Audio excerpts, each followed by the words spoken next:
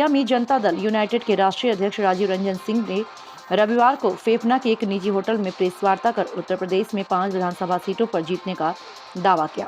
कहा कि पार्टी पूरे प्रदेश में 28 सीटों पर चुनाव लड़ रही है, जिसमें से 5 सीटों पर जनता दल यूनाइटेड को अपार समर्थन मिल रहा है, जिसके फलस्वरूप 2027 में जनता दल यूनाइटेड अप्रत्याशित मुकाम हासिल करेगी। भाजपा के साथ बिहार में पार्टी का गठबंधन एक मजबूरी बताया और लेकिन मणिपुर में अपने दम पर चुनाव लड़ने की बात कही। कहा कि हमारी पार्टी CCC फार्मूले और जीरो टॉलरेंस पर काम करती है।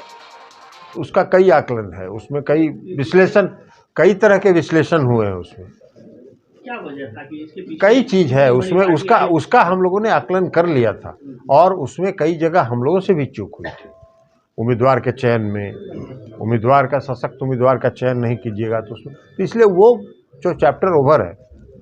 लेकिन आने वाले का जो चुनाव होगा 2025 का बिहार में, हम 2010 को पार करेंगे। अब ये तो अभी तो गठबंधन में, हम एनडीए में हैं, अभी तो हम राष्ट्रीय जनतांत्रिक गठबंधन की सरकार चल रही है, राष्ट्रीय जनतांत्रिक गठबंधन में।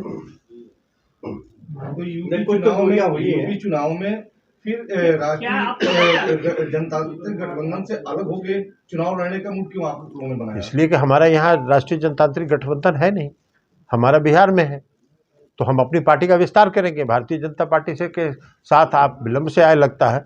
पहले मैंने कहा कि भारतीय जनता पार्टी के साथ प्रारंभिक दौर में बातचीत हुई थी, उधर से कोई सकारात्मक पहल नहीं हुआ, उसके कारण हम लोगों को चुनाव लड़ने का फैसला यूपी को भी बिहार मॉडल के तर्ज पे बनाना चाहते हैं, क्या लगता है? एकदम बिहार मॉडल वो यूपी में नहीं है, योगी की सरकार नहीं दे पाई, ऐसा क्या लगता है? भाई अभी हम तो ये नहीं जानते हैं, लेकिन हम तो आज सुबह जो पूर्वांचल एक्सप्रेसवे है वहाँ से बलिया तक का आए, तो वहाँ से बलिया तक आने में हमको 1.5 घंटा से ज़्यादा समय लगा।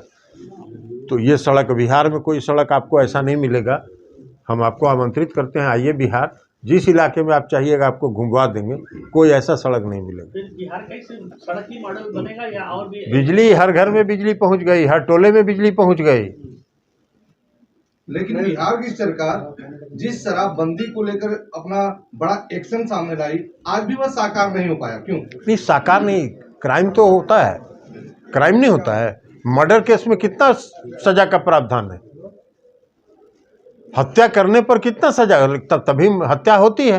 तो हत्या होती है तो लोग पकड़े जाते हैं। बिहार में शराबबंदी का उल्लंघन करने वाले लोग, आपको मालूम है ना, गोपालगंज में जहरीली शराब से मौत हुई थी और उसका पकड़ के अभियुक्तों के खिलाफ ट्रायल हुआ और फांसी तक की सजा उसमें हुई अभियुक्तों के खिलाफ।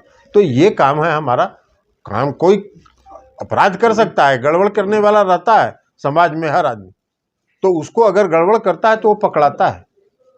बिहार मॉडल पर देखा जाए तो जितना आप कानून बना रहे हैं, कहीं ना कहीं आपके राजनीतिक दल के नेता भी उसमें इन्वॉल्व हैं उसको तोड़ने में। जैसे कि आपके विधानसभा के इर्द गिर्द ही दारू की बोतल दिखी और चारों तरफ